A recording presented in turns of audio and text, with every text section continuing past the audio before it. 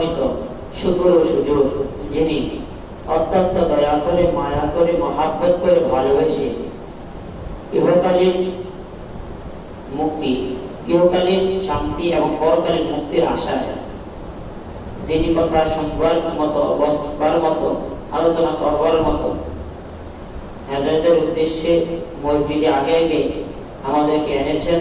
এই জন্য সেই সুবহান মালিকের দরবারে শুকরিয়া জ্ঞাপন করে বলি আলহামদুলিল্লাহ। আল্লাহ সুবহানাহু ওয়া তাআলা বলেন, লাইন শাকারতুম লাযিদান্নাকুম ওয়া লাইন কাফারতুম ইন্না আযাবি লাশাদীদ। আমার কোন বান্দা যদি নিয়ামত পেয়ে নিয়ামতের শুকরিয়া আদায় করে, তাহলে আমি আল্লাহ সুবহানাহু ওয়া তাআলা তার নিয়ামতকে বাড়ায় দেব। সুবহানাল্লাহ। শুধু তাই নয়, আমি আল্লাহ সুবহানাহু ওয়া তাআলা তার নিয়ামতকে বাড়িয়ে দিয়ে তাকে আমি পদোন্নতি করে দিই। পক্ষান্তরে যে ব্যক্তি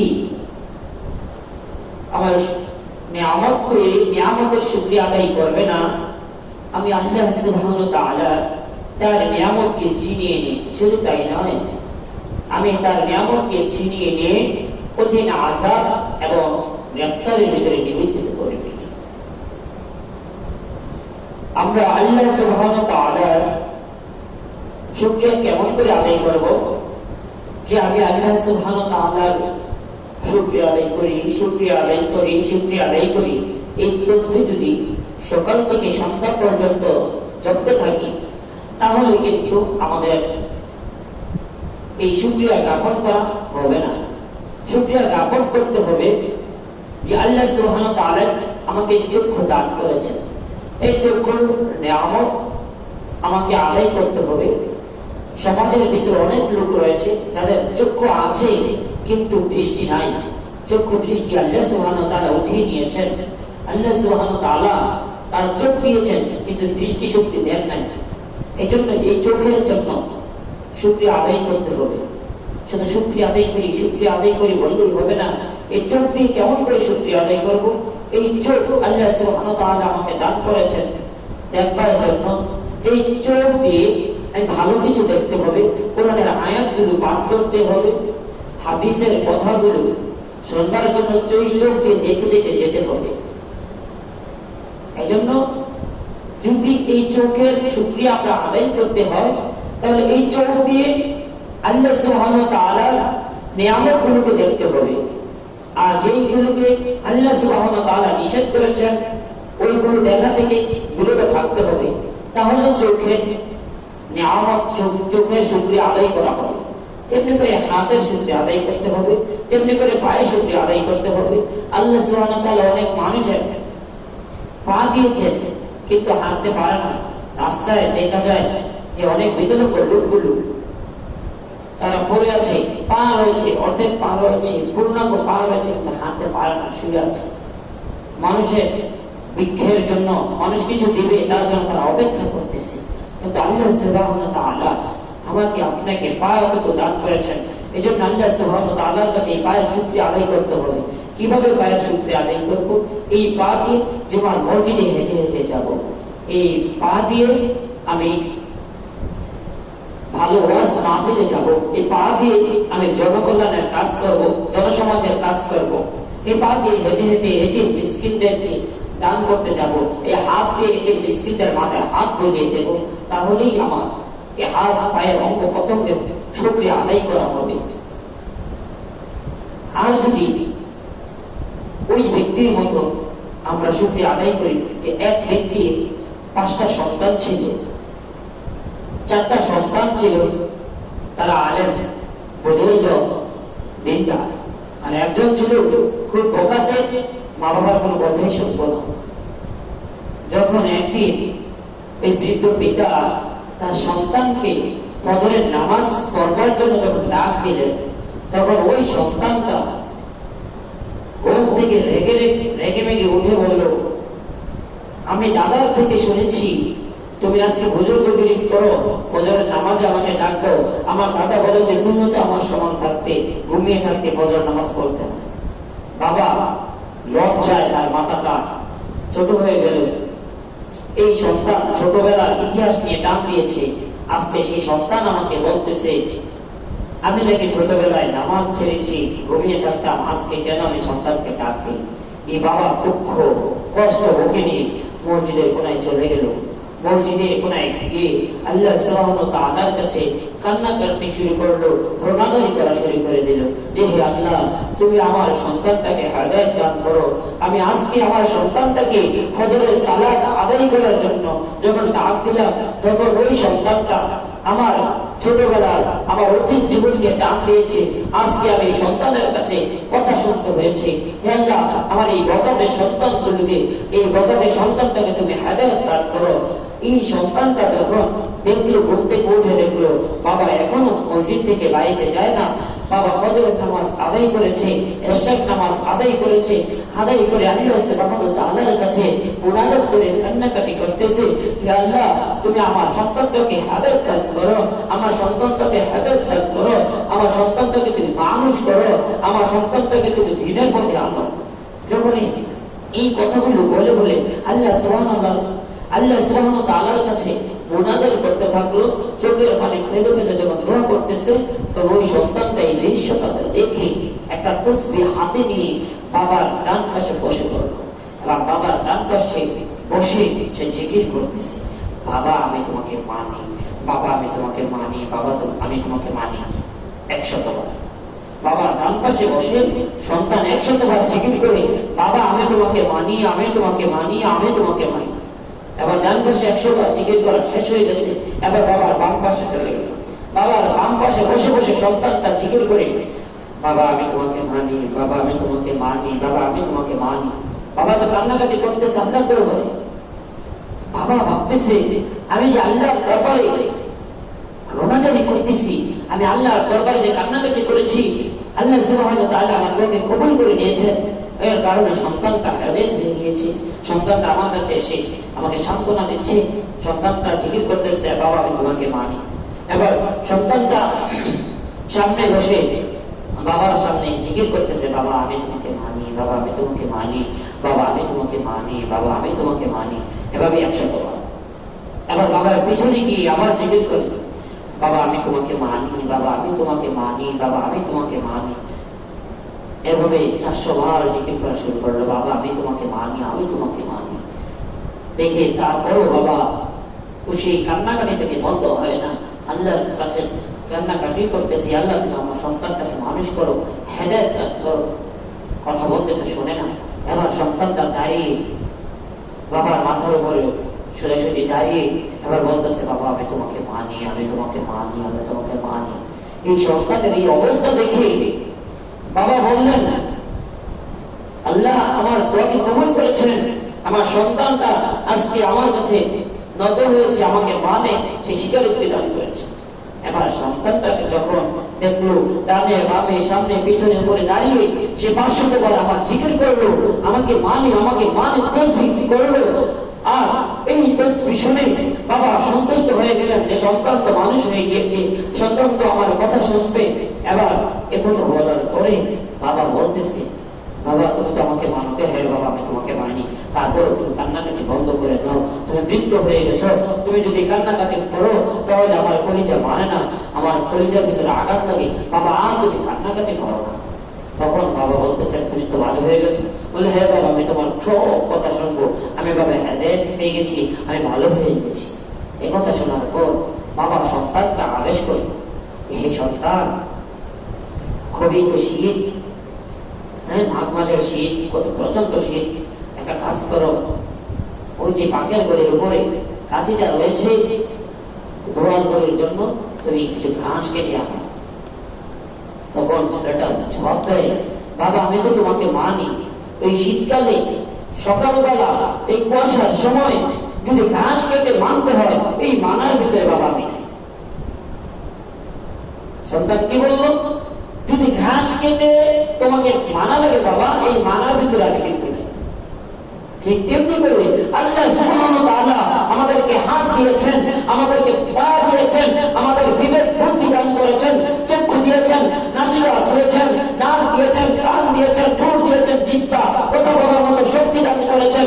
আর এগুলো দান করেছেন, এগুলো দান করার পরে যদি আমি আল্লাহ সুবহানাহু ওয়া তাআলার শুকরিয়া আদায় করতে হয়, যদি শুধু বলি আল্লাহ আমি তোমার শুকরিয়া আদায় করি, শুকরিয়া আদায় করি, শুকরিয়া আদায় করি, দিনের বার 500 বার নয়, যদি 5000 বার এই জিকির করি যে আল্লাহ আমি তোমার শুকরিয়া আদায় করি, শুকরিয়া আদায় করি, কিন্তু শুকরিয়া আদায় করা হবে না। আল্লাহ সুবহানাহু ওয়া তাআলা আমাদের চক্ষু দান করেছেন, এই চক্ষু দিয়ে যদি আমি শুকরিয়া আদায় করতে হয়, শুধু শুকরিয়া আদায় করি, শুকরিয়া আদায় করি বলতে হবে না।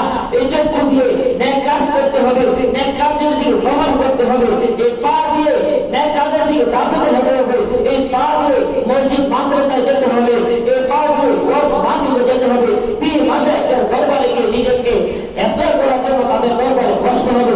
তাহলে এই হাত পা অঙ্গ বদলকে নিয়ামতের শুকরিয়া আদায় করা হবে। আর যদি 5000 নয়, 10,000 নয়, 1 লক্ষ বার নয়, 6 লক্ষ বার নয়, যদি আপনি বলেন আমি শুকরিয়া আদায় করি, শুকরিয়া আদায় করি, তাহলে কিন্তু কিঞ্চিত পরিমাণে শুকরিয়া আদায় করা হবে না। এজন্য আল্লাহ সুবহানাহু ওয়া তাআলা বলেন, বান্দা যদি শুকরিয়া আদায় করে তাহলে আমি আল্লাহ সুবহানাহু ওয়া তাআলা তোমার নিয়ামতকে বাড়িয়ে দেব। আর যে ব্যক্তি নিয়ামতকে আল্লাহ সুবহানাহু ওয়া তাআলা বাড়িয়ে দেন, সেই ব্যক্তিটা দেখেন মতমত হয়ে যায়। যেমন কেমন নিয়ামত, যে আল্লাহ সুবহানাহু ওয়া তাআলা আমাদের কেমন নিয়ামত দান করেন, যে আল্লাহ আমাদেরকে আমাদের কর্মক্ষেত্রের ভিতরে জগৎ প্রেরণ করেন। আমরা ওই কর্ম যে চাকরিটা করি, ওই চাকরিটাকে যদি আমি নিয়ামত মনে করি, সেই কখনো ভাবে যদি আমি সময়কে গরিমত মনে করি, সেই সময়টাকে কাজে লাগিয়ে যে দায়িত্ব আমাকে দেওয়া হয়েছে পূর্ণাঙ্গভাবে যদি সেই দায়িত্বটা পালন করি, তাহলে এই চাকরি নিয়ামত দান করা হবে, শুকরিয়া আদায় করা হবে। আমি যদি এই চাকরির শুকরিয়া আদায় করি, তাহলে আল্লাহ সুবহানাহু ওয়া তাআলা ওই যে আমি আমার দায়িত্ব স্বয়ং সম্পূর্ণভাবে পালন করেছি, আমার ডিউটি আমি স্বয়ং সম্পূর্ণভাবে পালন করেছি, এই কারণে আল্লাহ সুবহানাহু ওয়া তাআলা কর্তৃপক্ষের অন্তরের ভিতরে, কর্তৃপক্ষের অন্তরের ভিতরে আল্লাহ সুবহানাহু ওয়া তাআলা এমন একটি ন্যায় সুদৃষ্টি ঢেলে দেবেন, ওই কর্তৃপক্ষ আমাকে আমার স্থান থেকে উপরে নিয়ে দেবেন। আমি প্রথমে দেখবো একটি মাদ্রাসায় সাধারণ শিক্ষক হিসেবে কর্তৃপক্ষে আমার এই তার নিয়ামত, সে যে আমাকে যে দায়িত্ব দিয়েছে, সেই দায়িত্ব সঠিকভাবে পালন করার কারণে কর্তৃপক্ষ আমাকে সাধারণ শিক্ষক থেকে আমাকে নাজিমে তালিমাত বানিয়ে দেবেন। কিছুদিন পর থেকে আমি নাজিমে তালিমাতের নিয়ামতের শুকরিয়া আদায় করবো। কেমন হবে? এই নাজিমে তালিমাতের যে দায়িত্ব রয়েছে, সেই দায়িত্বগুলো যদি আমি স্বয়ং সম্পূর্ণভাবে আদায় করি, তাহলে কর্তৃপক্ষ আমাকে নায়েব মোতায়েন বানিয়ে দেবেন। এক সময় হুজুর বলবেন, মোতায়েন সাহেব বলবেন, আমি উপদেষ্টা হয়ে যাই, আপনি মাদ্রাসার মোতায়েন হয়ে যান। বলেন সুবহানাল্লাহ। কখন হবে? যখন দায়িত্ব আমরা স্বয়ং সম্পূর্ণভাবে আদায় করবো, যখন নিয়ামতের শুকরিয়া আদায় করবো। নিয়ামতের শুকরিয়া কাজের করা হবে, বলা করা হবে। যে যেই পোস্টে থাকবো, যে অধ্যয়ন করবো, আমি মাদ্রাসায় শিক্ষকতা করতেছি, স্কুলে শিক্ষকতা করতেছি, আমি যে চাকরি করতেছি, অফিস আদালতে চাকরি করতেছি, ব্যবসা বাণিজ্য করতেছি, সকল ক্ষেত্রে যদি ওই কাজের যদি আমি গুরুত্ব দিয়ে কাজ করি, তখনই এই কি হবে? শুকরিয়া আদায় করা হবে।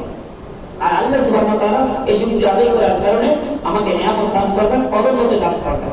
আর তাছাড়া যদি আমি এই নিয়ামতের শুকরিয়া আদায় না করি, আমি চাকরি পেয়েছি, চাকরিতে যদি আমি ডিউটি সুন্দরভাবে আদায় করতে না পারি, আল্লাহ সুবহানাহু ওয়া তাআলা আমাকে কি করবেন?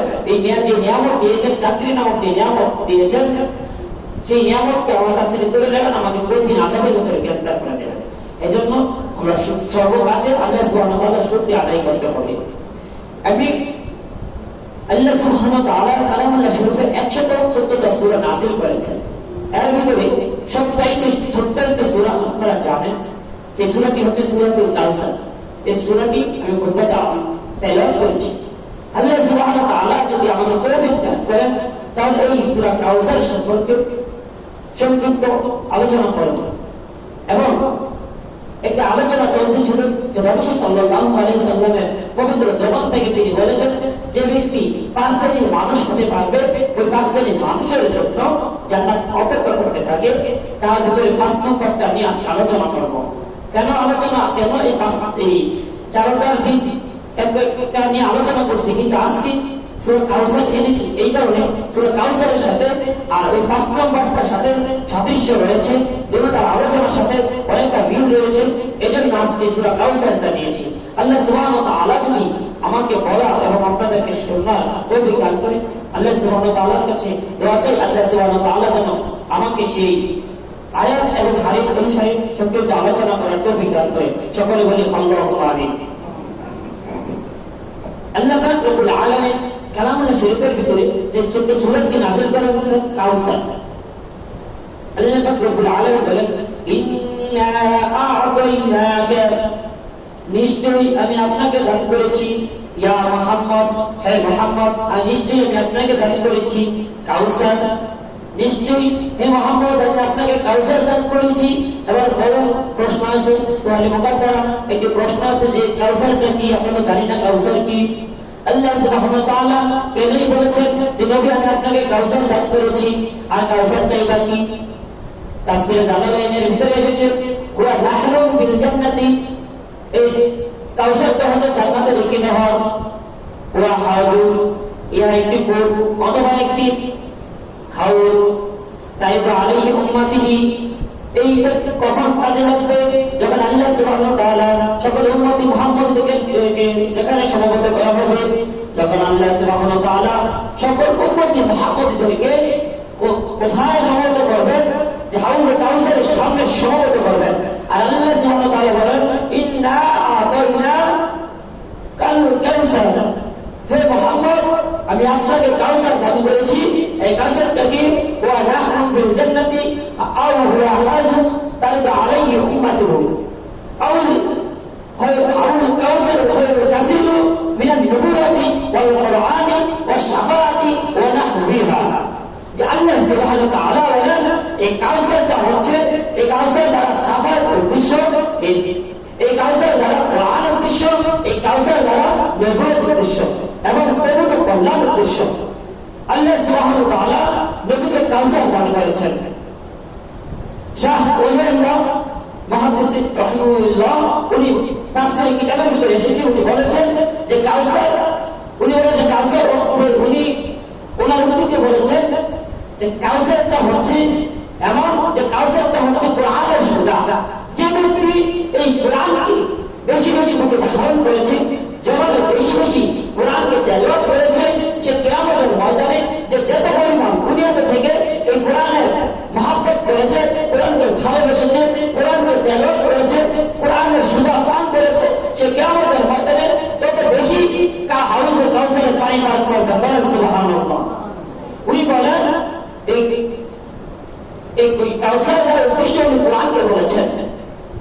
কেউ এই কোরআনকে, এই কাউসারকে শাফাআতের উদ্দেশ্য নিয়েছেন। যে ব্যক্তি বেশি বেশি কোরআন তেলাওয়াত করবে আল্লাহ সুবহানাহু ওয়া তাআলা তাকে কি করবেন? রোগ ভালো থেকে তাকে মুক্তি রাখবেন। যে ব্যক্তি বেশি বেশি করে কোরআন তেলাওয়াত করবে আল্লাহ সুবহানাহু ওয়া তাআলা তাকে পরম কল্যাণের ভিতরে ধাবিত করবেন। এক একজন লেখক, এক একজন আল্লাহ ওলিগণ এগুলো এই কাউসার দ্বারা ওনার উদ্দেশ্য ওনাদের মনের ব্যক্ত প্রকাশ করেছেন, ওনাদের জ্ঞান দ্বারা ওনারা এর আগে তাফসীর এভাবে লিখেছেন। তারপরে আল্লাহ সুবহানাহু ওয়া তাআলা বলেন ফাসাল্লি লিরাব্বিকা ওয়ানহার, ফাসাল্লি লিরাব্বিকা, অতঃপর নবীকে উদ্দেশ্য করে আল্লাহ সুবহানাহু ওয়া তাআলা বলেন অতঃপর আপনি আপনার নবী, হে নবী আপনি কি করেন এবং আপনার প্রভুর উদ্দেশ্যে নামাজ আদায় করেন। এখানে কোন কোন উলামায়ে কেরামগণ এই নামাজ দ্বারা 5 ওয়াক্ত নামাজকে উদ্দেশ্য করেছেন। কোন কোন উলামায়ে কেরাম এই নামাজ দ্বারা তাহাজ্জুদের নামাজকে উদ্দেশ্য করেছেন, নফল ইবাদতকে উদ্দেশ্য করেছেন। আর তাফসীর জালালাইনের ভিতরে বলেন ফাসাল্লি লিরাব্বিকা ওয়ানহার, ফাসাল্লি লিরাব্বিকা, তারপর ফাসাল্লি লিরাব্বিকা, নবী আপনি আপনার প্রভুর উদ্দেশ্যে নামাজ আদায় করেন। ঈদুন নাহর, ঈদের নামাজ তাফসীর জালালাইনের ভিতরে এনেছেন যে ঈদের নামাজ উদ্দেশ্য করা হয়েছে।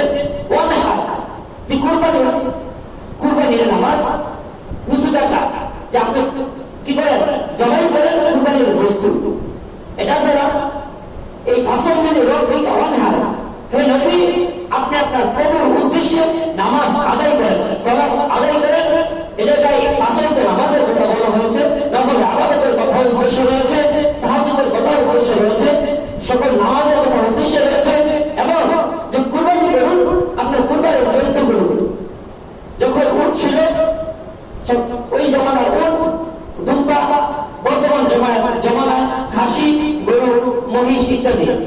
এটার উদ্দেশ্য রয়েছে যে ফাসালিল রাব্বিকা ওয়ানহার, আপনি আপনার প্রভুর উদ্দেশ্যে সালাত আদায় করুন এবং কুরবানি করুন আপনার কুরবানির জন্য। তারপরে আয়াতে আল্লাহ সুবহানাহু ওয়া তাআলা বলেন ইন্না শানিয়াকা হুয়াল আবতার, ইন্না শানিয়াকা, নিশ্চয় শানিয়াকা, যারা আপনার প্রতি শত্রুতা পোষণ করে, আই মুবদিরা, যারা অর্থাৎ যারা আপনার প্রতি বিদ্বেষ পোষণ করে, আপনার তারাই নির্বংশ।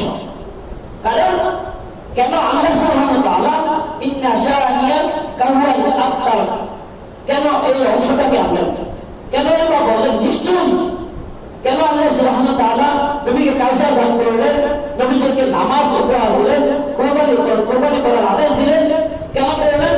যখন ইন্না শানিয়াকা হুয়াল আবতার, যখন নবীজির উপরে নবীজির দুশমনেরা দারুণ নামায় বসে বসে নবী সাল্লাল্লাহু আলাইহি ওয়াসাল্লামকে আবতার বলে গালি দিচ্ছিল, হাসি ঠাট্টা করতেছিল।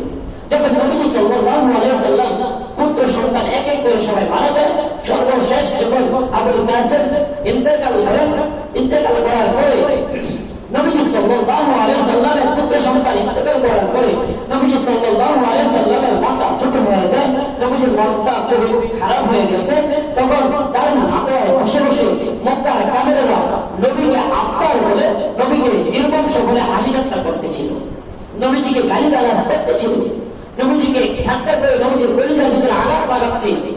এজন্য আল্লাহ সুবহানাহু ওয়া তাআলা বলেন, যখন নবীজি সাল্লাল্লাহু আলাইহি ওয়াসাল্লামকে নির্বংশ বলে গালি দিল, নবীজিকে আবতার বলে গালি দিল, তখন নবীজির চক্ষু মুবারক থেকে টপ টপ করে মুক্তার দানার ন্যায় যখন পানিগুলো পড়তেছিলেন, তখন আল্লাহ সুবহানাহু ওয়া তাআলা বলেন নিশ্চয় ইন্না শানিয়াকা, যারা আপনার প্রতি শত্রুতা পোষণ করে, যারা আপনার প্রতি বিদ্বেষ পোষণ করে, আরে তারাই তো নির্বংশ, তারাই তো কাটা, আরে তারাই তো আপনার, তারাই তো নির্বংশ। আরে আপনি নির্বংশ নন, আরে আপনি তো লেসকাটা নন, আরে আপনি তো নবী, আরে নবীরা কোনো তো নির্বংশ হতে পারে না।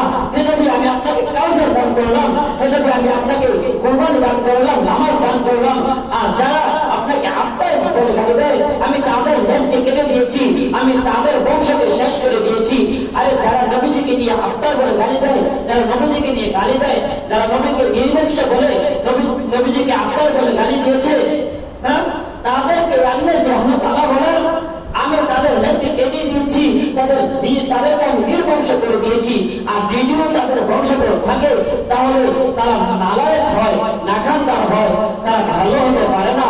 আর যদিও তাদের কোনো বংশধর থাকে তারা পাগল হয়, অচেতন হয়, তাদের বংশধর দ্বারা কোনো কল্যাণ সাধিত হয় না। তাদের সর্ব অবস্থা থেকে আল্লাহ সুবহানাহু ওয়া তাআলা তাদেরকে কর্তন করে দিয়েছেন, সকল উদ্দেশ্য থেকে, সকল নিয়ামত থেকে তাদেরকে কেটে দিয়েছেন, লেসকাটা বলে দিয়ে দেওয়া হয়েছে, তাদেরকে সকল কল্যাণ থেকে তাদেরকে নিহিত করে দেওয়া হয়েছে। তখন যখন নবী সাল্লাল্লাহু আলাইহি ওয়াসাল্লামের খারাপ অবস্থা চলছিল, যখন নবী সাল্লাল্লাহু আলাইহি ওয়াসাল্লামের মনের অবস্থা খুবই খারাপ ছিল, সন্তানগুলো ইন্তেকাল করেছেন, তখন ওই ওয়ালিদ ইবনে মুগীরা নবীজিকে যখন গালি দেয়, নির্বংশ আত্মা বলে যখন গালি দিয়েছিলেন, তখন আল্লাহ সুবহানাহু ওয়া তাআলা তাকে 10 বদ অভ্যাস দিয়ে আল্লাহ সুবহানাহু ওয়া তাআলা জিবরাইলের মাধ্যমে তাকে গালি দিয়েছেন। তখন নবী সাল্লাল্লাহু আলাইহি ওয়াসাল্লাম তখন বললেন, যখন নবী সাল্লাল্লাহু আলাইহি ওয়াসাল্লামের চক্ষু থেকে টপ টপ করে মুক্তার দানার পানিগুলো ঝরতেছিল, তখন আল্লাহ সুবহানাহু ওয়া তাআলা তখন কালামুল্লাহ শরীফের সূরা কলমের ভিতরে আয়াত নাযিল করে দিলেন, ওয়ালা তুতিকুল্লা আল্লাহিন মা আল্লাহ কুল্লা হাম্মাজিন নাশাইন বিনামিম মান্না'আল লিল খায়রি মু'তাদিন আসিম উতিল্লিন বা'দা যালিকা জালিম। আল্লাহ সুবহানাহু ওয়া তাআলা জিবরাইলের মাধ্যমে নবী সাল্লাল্লাহু আলাইহি ওয়াসাল্লামকে তার 10টি খারাপ অভ্যাস সম্পর্কে জানিয়ে দিয়েছেন যে সে অধিক মিথ্যাকারী, সে অধিক জিনাকারী, সে অধিক চুগলখুরি, এরকম 10টি খারাপ অভ্যাস দিয়ে তাকে গালি দিয়েছেন। যখন আল্লাহ সুবহানাহু ওয়া তাআলা যখন নবীজিকে জিবরাইলের মাধ্যমে জানিয়ে দিয়েছেন যে আপনাকে গালি দিয়েছে আর সেটা নির্বংশ, সেটা লেসকাটা, তখন নবী সাল্লাল্লাহু আলাইহি ওয়াসাল্লাম বলেন, হে ওয়ালিদ ইবনে মুগীরা, তুমি তো স্বাভাবিক সন্তান নও, তুমি তো একজন জাহেলের সন্তান। তখন এই ওয়ালিদ ইবনে মুগীরা রাগে খেপে গিয়ে তিনি তরবারিটা নিয়ে দৌড়াতে লাগলেন, দৌড়ে তার মার কাছে চলে গেলেন। মার কাছে গিয়ে বললেন, হে মা, আব্দুল্লাহর বেটা মুহাম্মদ কোনদিন মিথ্যা কথা বলে না, অথবা আমরা কিন্তু তাকে সে তার ইসলামের ভাবকে আমরা তাকে মানতে চাই না, কিন্তু তারপরে আমরা বিশ্বাস করি, তাকে আমরা আলামের নামে উপাধি দিয়েছি। সেই আব্দুল্লাহর বেটা মুহাম্মদ কোনদিন মিথ্যা কথা বলতে পারে না। সে বলেছে আমি নাকি একটা জাহাজ সন্তান, আজকে সত্য কথা বলো, কিন্তু আজকে সত্য কথা যদি না বলো তাহলে আজকে আমার তোমার গলাকে দ্বিগতি করে ফেলবো। তখন মা বলো শান্ত, বাবা বেটা তুমি শান্ত হও, আমি তোমাকে বলছি তোমার বাবা ছিলেন মুগিরা, তোমার বাবা অনেক অর্থ সম্পদ ছিল, জমি জমা ছিল, কিন্তু তার পুরুষত্বতা খুবই দুর্বল ছিল, সে স্ত্রী সহবাসে খুবই অজ্ঞান ছিল, যার কারণে আমি আমার মনের চাহিদা মিলাতে পারতাম না, সে আমাকে আমার সুখ দিতে পারতো না, আমার হক আদায় করতে পারতো না, যার কারণে ওই বাবলা গাছের নিচে ওই তোমার বাবা যে রাখালগণ ছিল, তোমার বাবা যে শ্রমিকগণ ছিল, তাদের সাথে আমি অপকর্ম করেছি, আমার মনের স্বাদ আমি মিটিয়েছি, আমার মনের চাহিদা আমি পূরণ করেছি। সে তার এই যে ছেলেদের সাথে রাখালদের সাথে জেনা করেছি, সেই জেনা সহবাসের পর তুমি মুগিরা পরিণত হয়েছ, এজন্য তুমি আসলেই জায়ের সন্তান। তখন নবী সাল্লাল্লাহু আলাইহি সাল্লাম যখন বললেন, তিনি তার মার কাছে চলে গেলেন। এটা দ্বারা প্রভাব প্রতীয়মান হয়েছে আজ পর্যন্ত যে নবীজি এবং নবীর ওয়ারিসদেরকে যারা গালি দেবে তারা কোনোদিন সুসন্তান হতে পারে না, তারা সকলে জায়ের সন্তান, তারা সকলে আত্মার। তো নবীজি দুনিয়ার ভিতরে আর আসবেন না, নবীজি ওয়ারিসগণ থাকবেন।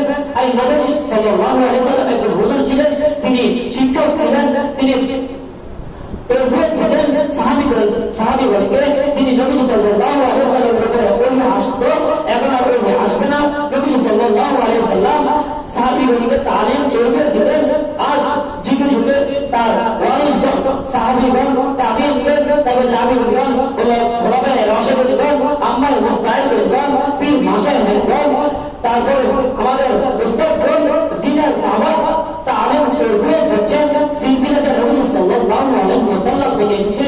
আজ যদি দুনিয়ার ভিতরে কেউ নবীজিকে নয়, নবীর ওয়ারিসদেরকে নিয়ে যে খারাপ মন্তব্য করবে, নবীর ওয়ারিসদেরকে গালি দেবে, সেই ব্যক্তিটা আপনারা জেনে নেবেন, সেই ব্যক্তিটা যাতে সম্পূর্ণ ফেলে হোক না কেন, সেই সন্তানটা আল্লাহ ওয়ালাদেরকে গালি দেয়, মসজিদ ওয়ালাদেরকে গালি দেয়, নামাজি মুসলিমদেরকে গালি দেয়, যে আলেম ওলামাদেরকে গালি দেয়, সেই সন্তানটা স্বাভাবিক সন্তান নয়, কোনো না কোনো ভাবে সেই সন্তানটা মা বাবার জায়ের সন্তান।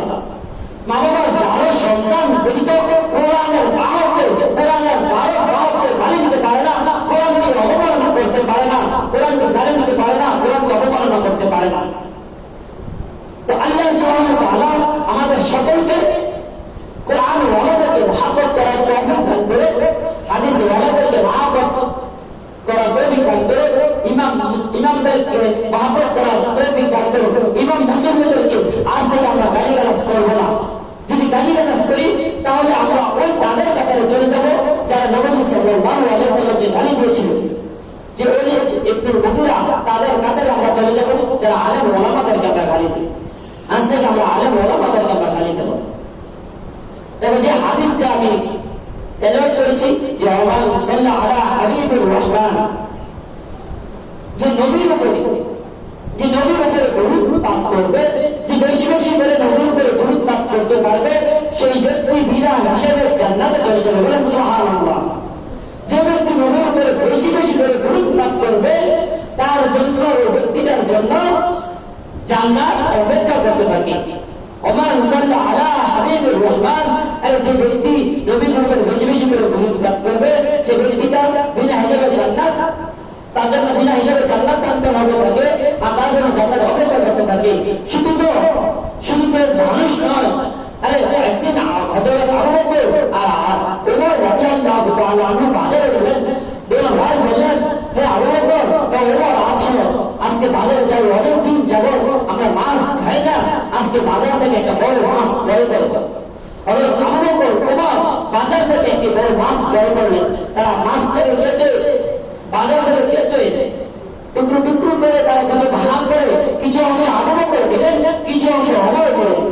যখন আবু বকর ওমর তারা তাদের ফ্যামিলির কাছে, তাদের বিবিদের কাছে মাছগুলো দিয়ে বললেন, ভালো করে অনেকদিন করে ধরে মাছ খাই না, ভালো করে ভাজি করো, রান্না করো, নদী থেকে গোসল করে এসে আমরা মাছ ভক্ষণ করবো, মাছ খাবো। তখন ওখানে বিবিগণ যখন মাছগুলো তেলটাকে গরম করে মাছগুলো কড়াইয়ের মাঝে দেন, দেওয়ার সাথে সাথে কড়াইয়ের চুলার আগুনগুলো নিভে যায়। আবারও দেন, বারবার দেন, বারবার নিভে যায়, বারবার আগুন ধরাতে ইচ্ছে করে, কিন্তু চুলার ভিতরে আগুনই ধরতেছে না। এই অবস্থা থেকে কোন অবস্থা? স্বামী বলতেছেন যে স্বামী গোসল করে এসেই আবু বকর মাছ খাবেন। ওমর মিষ্টি করতেছেন, ওমর এসে মাছ খাবেন। কি হচ্ছে? প্রতিদিনে তো আমরা মাছ ভাজি করি, কিন্তু এমন অনেক ঘটনা তো ঘটে না। আজকে কেন যে কোলের ভিতরে যে মাছ ঢাললাম, ঢালার পরে যে গরম তেলকে গরম করলাম আর তেলের ভিতরে মাছগুলো দিয়ে দিলাম, বারবার আগুন ধরাতে ইচ্ছে করতেছি, কিন্তু আগুন ধরে না। আগুন ধরাই আর নিভে যায়, ধরাই আর নিভে যায়। যখন আবু বকর এবং ওমর বাসায় গেলেন, গিয়ে দেখেন, বললেন, হে বিবি, তোমরা খাবার সামনে উপস্থিত করো। আবু বকর এবং ওমর উভয় স্ত্রীকে যখন বললেন, উভয় স্ত্রী বলতেছেন যে ওমর তাদের স্বামী আজ পর্যন্ত এমন দৃশ্যতে কোনোদিন ঘটে নাই, এমন ঘটনা আজকে যে ঘটনা ঘটতেছে, এই ঘটনা কোনোদিন তো ঘটে নাই। আজকে যেতে পারে চুলার ভিতরে আগুন ধরায়, সাথে সাথে চুলার আগুন নিভে যায়। আজকে এটা কোনো বড় বুঝলেন না। তখন আবু বকর বলেন, তো বিবি আমাকে দাও, আমি আগুন ধরাই। যখন আবু বকর চুলার ভিতরে আগুন দেয়, আগুন সাথে সাথে নিভে যায়। উভয় চুলার ভিতরে আগুন দেয়, সাথে সাথে নিভে যায়। এবার আবু বকর এবং ওমর দৌড়ে নবীর কাছে চলে যায়। যখন দৌড়ে নবীর কাছে চলে গেল, নবীর কাছে দৌড়ে চলে গিয়ে এই করুণ কাহিনী বলতে লাগলো, হে নবী, আজকে আমরা মাছ ক্রয় করেছি, অনেকদিন পরে মাছ খাবো, কিন্তু আজকে মাছটাকে আমাদের বিবিরা চুলার ভিতরে দিয়ে যখন আগুন ধরাচ্ছিল, আগুন ধরতেছিল না, নিভে যায়। যখন আমরাও ধরতে গেলাম, তারপরে দেখলাম আগুন বারবার দিচ্ছি, বারবার আগুন নিভে যাচ্ছে। এটা মর্মটা বুঝলাম না। তো নবী সাল্লাল্লাহু আলাইহি সাল্লাম তখন বললেন, এই মাছকে জিজ্ঞাসা করলেন, মাছ আল্লাহ সুবহানাহু ওয়া তাআলার কাছে ফরিয়াদ করলেন, হে আল্লাহ, তুমি আমার জবানটাকে খুলে দাও, আজকে আমি নবীর সাথে কথা বলবো। তখন বললেন, আজকের কাহিনীটা কি? তখন তিনি বললেন, আমি সব ওই মাছ যখন জবানটা খুলে গেল, ওই মাছ নবী সাল্লাল্লাহু আলাইহি সাল্লামকে বলতেছেন, হে নবী, আমি যখন জেলে যখন মাছ ধরতেছিল আর আমি নৌকার পাশ দিয়ে যাচ্ছিলাম আর জিকির করতেছিলাম, সাল্লাল্লাহু আলাইহি ওয়াসাল্লাম, সাল্লাল্লাহু আলাইহি ওয়াসাল্লাম, সাল্লাল্লাহু আলাইহি ওয়াসাল্লাম, আমি প্রাণের নবী, প্রিয় নবী হযরত মুহাম্মদ মুস্তাফা সাল্লাল্লাহু আলাইহি ওয়াসাল্লামের নামে তাসবিহ পাঠ করতেছিলাম, নবীর নামে বেশি বেশি করে দুরূদ পাঠ করতেছিলাম। এমন অবস্থায় জেলে আমাকে ধরে নিয়েছে, ধরে নিয়ে এসেছে। আর আমি কখনো যখন ধরেছে, ক্রয় করেছে, তখন আমি জিকির করতেছিলাম, সাল্লাল্লাহু আলাইহি ওয়াসাল্লাম, সাল্লাল্লাহু আলাইহি ওয়াসাল্লাম, সাল্লাল্লাহু আলাইহি ওয়াসাল্লাম পাঠ করতেছিলাম। তখন আল্লাহর হাবিব সাল্লাল্লাহু আলাইহি ওয়াসাল্লাম এই কথা শোনার পর বলেন, ওমান সাল্লা আলা হাবিবির রহমান, আরে যে ব্যক্তি নবীর উপর দুরূদ পাঠ করবে, সেই ব্যক্তির উপর জান্নাত ওয়াজিব হয়ে যায়। যে ব্যক্তিটা বেশি বেশি করে দুরূদ পাঠ করবে, জান্নাতের ব্যক্তির জন্য অপেক্ষা করতে থাকে। ওই ব্যক্তিটা মৃত্যুবরণ যখনই করবে, জান্নাত তখনই তাকে গ্রাস করে নেবে, জান্নাতের নাজ নিয়ামত সে উপভোগ করতে থাকবে। আজকে শুধু মানুষ নয়, আজকে এই মাসটা নবীর উপরে বেশি বেশি করে দুরূদ পাঠ করার কারণে আল্লাহ সুবহানাহু ওয়া তাআলা এই মাসটাকেও কি করে নাই, আগুনে জ্বালায় নাই, আগুনে জ্বালায় নাই, মাসটাকে আল্লাহ সুবহানাহু ওয়া তাআলা কবুল করে নিয়েছেন। কিন্তু মাস মানুষ ব্যতীত কোনো জাতির জন্য জান্নাত নয়। কিন্তু যখন নবী সাল্লাল্লাহু আলাইহি সাল্লামের কাছে ফরিয়াদ করেছিলেন, তখন বলেছিলেন যে আল্লাহর নবী, আমি তো আমাদের জন্য তো জান্নাত নয় আমরা জানি, কিন্তু তারপরেও নবীর মহব্বতে, যে নবীর মহব্বতে আমি জিকির আজকাল করেছি, জিকির করেছি, আমি চাই কিয়ামতের ময়দানে যেন আমি নবীজি আপনার শানে, আমি আপনার সাথে জান্নাতে থাকতে চাই। তখন আল্লাহ সুবহানাহু ওয়া তাআলার কাছে যখন ফরিয়াদ করলেন, আল্লাহ নবী সাল্লাল্লাহু আলাইহি সাল্লামের কাছে ফরিয়াদ করলেন, এরকম দোয়া, এরকম ফরিয়াদ করেছে অনেক নবী রাসূলগণ নবী সাল্লাল্লাহু আলাইহি ওয়াসাল্লামের উম্মত হওয়ার জন্য আল্লাহ সুবহানাহু ওয়া তাআলার কাছে কিন্তু দোয়া করেছিলেন। আল্লাহ সুবহানাহু ওয়া তাআলা কারো দোয়াই কবুল করেন নাই। তবে ঈসা পয়গম্বর আলাইহিস সালাতু ওয়াস সালামের দোয়া আল্লাহ সুবহানাহু ওয়া তাআলা কবুল করে নিয়েছেন। আল্লাহ সুবহানাহু ওয়া তাআলা ঈসা পয়গম্বরকে নবী সাল্লাল্লাহু আলাইহি সাল্লাম, প্রিয় নবী, আমাদের হাবিব নবী সাল্লাল্লাহু আলাইহি সাল্লামের উম্মতকে দুনিয়ার ভিতরে একদিন পাঠাবেন, শুধু আল্লাহ সুবহানাহু ওয়া তাআলার কাছে দোয়ার কারণে। এই যে দেখেন, বেশি বেশি দুরূদ পাঠ করার কারণে একটা মাছ আগুনে জ্বলে নেই। ঠিক তেমনি করে আমরা যদি বেশি বেশি করে দুরূদ পাঠ করতে পারি, তাহলে আল্লাহ সুবহানাহু ওয়া তাআলা আমাদের সকল পেরেশানি দূর করে দেবেন।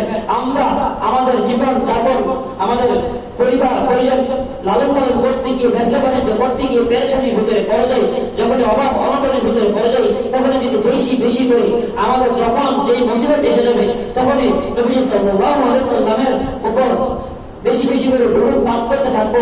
এই দুরূদ পাঠ করার উসিলায় আল্লাহ সুবহানাহু ওয়া তাআলা আমাদের উপরে নিয়ামত দান করে দিবেন, আমাদের থেকে বিপদ আপদগুলো আল্লাহ সুবহানাহু ওয়া তাআলা দূর করে দিবেন। আল্লাহ সুবহানাহু ওয়া তাআলা আমাদের সকলকে নবীজির শানে বেশি বেশি করে দুরূদ পাঠ করার তৌফিক দান করুন। সকলে বলি আল্লাহুম্মা আমিন। আমরা যারা পড়ে এসেছি আমরা সকলে চার রাকাত কাবলা জুমা পড়ে নেই।